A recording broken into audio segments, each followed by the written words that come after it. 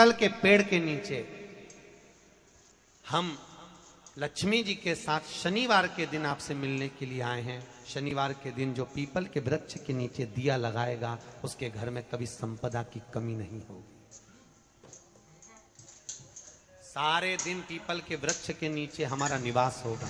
आज भी नियम है, जिसको शनि लग जाता है एक काजल की डिब्बी ले लो और काजल की डिब्बी को 21 बार उतार कर उसको एकांत में जाकर जंगल आदि में एकांत में किसी पेड़ के नीचे इतना सा खड्डा खोद कर उसमें काजल की डिब्बी को डाल दो और मिट्टी से पूर दो, उस व्यक्ति का शनि समाप्त हो जाता है।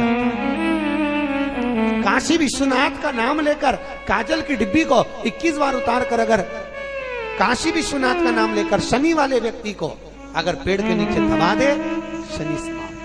शनि उसको शनिवार के दिन जो पीपल के वृक्ष में सरसों के तेल का दीप लगाता है उसको शनि कभी परेशान नहीं करता। एक बात हमेशा ध्यान रखिएगा, मान लो अगर कोई भारी रोग ऐसा शनि महाराज के कारण हो गया हो, अच्छे काम करते करते उल्टे हो रहे हैं, होते हैं किसी किसी के साथ में, विपरीत परिस्थितियां आ जाती है, अच्छा करने जाओ बुरा हो जाता है, अच्छा कर्म करने जाओ बुरा हो जाता है। तो पीपल के वृक्ष की जो छाल होती है, छाल देखिए, पीपल के वृक्ष में जो छाल लगी होती है उस छाल को घिसकर चंदन बनाकर भगवान शंकर का स्नान कराकर अभिषेक कराकर पूजन कराने के बाद हमें पिपलेश्वर महादेव का नाम लेकर, कौन से महादेव? पिपलेश्वर महादेव का नाम लेकर वो जो घिसी हुई छाल होती है उस छाल का तिलक भगवान शंकर को लगा लो और उसी का थोड़ा सा भाग अपने कंठ पर मस्तक पर लगाना प्रारंभ कर दो। धीरे धीरे जो विपरीत दशा है वो सुधरना प्रारंभ हो जाती है। पर नाम याद रखना, पिपलेश्वर, जम के बोलिए, पिपलेश्वर महादेव।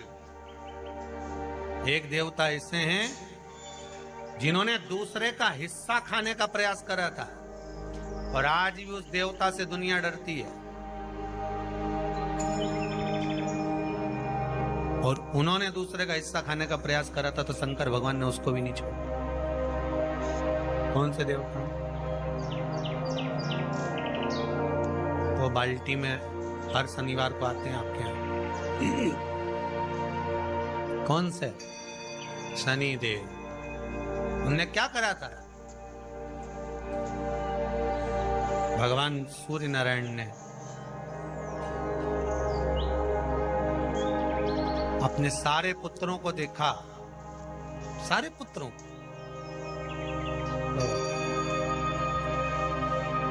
सारे पुत्रों को देखकर आज मेरे सूर्य नारायण भगवान बड़े सुखी, बड़े प्रसन्न। मेरा पुत्र शनि भी श्रेष्ठ है, मेरा पुत्र यम भी श्रेष्ठ है, सब ठीक है। आज भगवान सूर्य देवता ने अपने पुत्रों को बुलाकर कहा, आज मेरा मन कर रहा है कि मैं सारे लोगों का राज्य अपने पुत्रों को बांट दूं, सबको अपना अपना हिस्सा दे दूं। शनि महाराज जी को भी हिस्सा दे दिया गया। अब जब शनि महाराज जी को हिस्सा दे दिया तो शनि महाराज जी संतुष्ट नहीं हुए। दुनिया में ऐसे लोग बहुत सारे हैं जो संतुष्ट बहुत कम हो पाते हैं। शनि देव के मन में संतुष्टि नहीं हुई। जब शनि देव के मन में संतुष्टि नहीं हुई तो शनि महाराज उसी समय पर अपने सारे भाइयों का हिस्सा बटोरने लगे, उस पर कब्जा करने लगे। कब्जा करने लगे तो सूर्य देवता की आंख में जल भर गया। कितना तेजवान सूर्य नारायण, कितने तेजवान, कितना तेज भगवान सूर्य के पास में था। पर शनि महाराज को देखकर आज रो रहे हैं। शनि महाराज ने अपने भाइयों के इस हिस्से पर क्या कर लिया? सूर्य नारायण भगवान की आंखों में जल भर गया कि मेरा पुत्र ऐसा कर रहा है। शनि को बुलाया सूर्य नारायण भगवान ने, समझाया और नहीं माना। किसी किसी की नियत होती है कि इसको इतना कैसे दे दिया, अम्मा ने इसको इतना कैसे दे दिया, पिताजी ने इसको इतना कैसे दे दिया, मैं तो कब्जा करूंगा, दुकान नहीं छोड़ू, घर नहीं छोड़ू, ये नहीं छोड़ू, वो नहीं छोड़ू। मत छोड़, एक दिन संसार छोड़कर जाना पड़ेगा। तब कहीं जमीन जायदाद छाती पे बांध के ले जाएगा। नहीं माने तो सूर्य देवता ने अपने गणों को भेज दिया, जाओ जरा शनि महाराज को जरा हटाओ वहां से। शनि महाराज को गुस्सा आया और शनि महाराज ने उन सारे गणों को नष्ट कर दिया। सूर्य नारायण रो रहा है। भगवान शंकर की पंचायत में सूर्य देव भी हैं, मतलब शंकर भगवान के मित्रों की गणना में सूर्य आते हैं। भगवान विष्णु, सूर्य नारायण, शंकर भगवान, माँ दुर्गा, गणेश जी, ये पंचायत है ना शंकर की, शिव पंचायत। शिव परिवार में कार्तिकेय, गणेश जी, पार्वती जी, शंकर जी, नंदी, ये शिव परिवार। पंचायत में सूर्य देवता। सूर्य नारायण को रोता हुआ देखकर भगवान शंकर को बड़ा दुख हुआ। शिव जी ने पूछ लिया, क्या बात है, आप रो रहे हो? नारायण क्या हो गया? मेरा बेटा मानने को तैयार नहीं है। आप चिंता मत करो, अभी देखता हूं मैं जाकर। और भगवान शंकर ने जाकर तुरंत सूर्य नारायण भगवान के कहने पर शनि देव को जाकर समझाया। इतने में तो शनि देव आग बबूला हो गए। आग बबूला होकर शनि देव ने कहा, ए शिव, आप मुझे जानते नहीं हो? शंकर भगवान ने कहा, क्या जानना है ये बताओ, क्या जानना है ये बताओ। शनिदेव कहते हैं, आप मेरी दृष्टि को नहीं जानते। शंकर भगवान ने कहा, तू भी नहीं जानता कि तेरी दृष्टि खराब कैसे हुई। तेरी दृष्टि को श्राप किसका लगा है तुझे नहीं मालूम क्या? शंकर भगवान ने जब समझाना चालू करा कि देख शनिदेव, तुम तो कह रहे हो, तुम तो बोल रहे हो कि मेरी दृष्टि नहीं जानते। हम जानते हैं आपकी दृष्टि, मना नहीं है, जाना, पर आप नहीं जानते क्या? शिव जी जानते हैं। शिव जी ने कहा, मैं सब जानता हूं। आपका विवाह करा सूर्य देवता ने, आपकी पत्नी घर में आ गई, आप अपनी पत्नी को देखते तक नहीं थे, इसलिए आपकी धर्म पत्नी ने आपको श्राप दिया कि जिस पति ने मुझ पर दृष्टि नहीं डाली, मेरे वो पति की दृष्टि कुदृष्टि हो जाए, जिस पे डालेगा वो बर्बाद हो जाए। शनि महाराज ने कहा, आप मेरी पत्नी की याद मत दिलाओ। शंकर भगवान बोले, ए शनि, फिर समझा रहा हूं, हिस्सा छोड़ेगा कि नहीं छोड़ेगा? शनि बोले, नहीं छोड़ूंगा। शंकर भगवान ने उठाया, पीपल के पेड़ के नीचे ले गए और पीपल के पेड़ के नीचे शनि महाराज को उल्टा लटका दिया। 19 साल तक शनि महाराज को पीपल के पेड़ के नीचे शंकर जी ने लटका के रखा। अब बोल, 19 वर्ष तक शनि महाराज पीपल के वृक्ष में, पीपल की जड़ पर बंधे रहे, बोले ही नहीं, से टंगे रहे। अब दूसरे का हिस्सा खाने वाले को जब शनि महाराज जैसे के लटका दिया भोलानाथ ने, तो तुम कहीं लगो रे लाइन में? मेरा विचार तो करो। 19 वर्ष तक शनि महाराज लटके रहे, तब 19 वर्ष नेत्र बंद कर कर शनि महाराज ने शंकर की आराधना करी कि दुनिया में कोई ऐसा नहीं जो मुझे उल्टा लटका दे, केवल एक यही है जिनने मुझे लटकाया है। तो 19 वर्ष तक तप करा तो शंकर जी प्रसन्न हो गए। धर्म को हटाकर पार्वती को लाए, साथ में आशीर्वाद दिया। शनि महाराज को खोला, वर मांगो, तुम्हें क्या चाहिए, मांगो तुम्हें क्या चाहिए। शनि महाराज ने कहा, मांगूंगा कुछ नहीं, आप वर दे दीजिए। शंकर जी ने कहा, मैं तुम्हें दंड अधिकारी बनाता हूं कि आप अच्छे और बुरे का दंड दोगे, आप अधिकारी बनकर बैठोगे, मेरा आशीर्वाद तुम्हारे साथ। दंड अधिकारी। भगवान शंकर का एक अवतार है पिपलाद अवतार। पिपलाद अवतार, जब दधीचि ऋषि की अस्थियां चली गई, उनकी धर्मपत्नी सुवाच ने देखा मेरे पति को मार दिया गया, मेरे पति की अस्थियां ले गए राक्षसों का संहार करने के लिए, उनकी अस्थियां लेकर चले गए, मेरा पति चले गया। सुवाच गर्भ से थी, मरना चाहती थी, प्राण छोड़ना चाहती। शिव जी ने देखा ये तो अग्नि के ऊपर चढ़कर अपनी देह त्याग रही। शंकर भगवान ने आकर कहा, रुक जा सुभाष, रुको, तुम्हारे गर्भ में बच्चा है, तुम्हारे गर्भ में बच्चा है, वो बच्चा मर जाएगा। अब इस बच्चे को जन्म देकर भी क्या करूं? नहीं पिता, तुम्हारे गर्भ में जो बच्चा है वो महाज्ञानी है। तुमने मुझसे प्रसाद के रूप में मांगा था, कहा था शिव जैसा पुत्र होना चाहिए, तो क्या तुम शंकर को नष्ट कर दोगे? मैं शंकर को जन्म दूंगी। सुभाष ने 2 पत्थर उठाए, अपने गर्भ पर मारना प्रारंभ करा। गर्भ पर मारा, बच्चे ने जन्म लिया। बच्चा 7 महीने का था।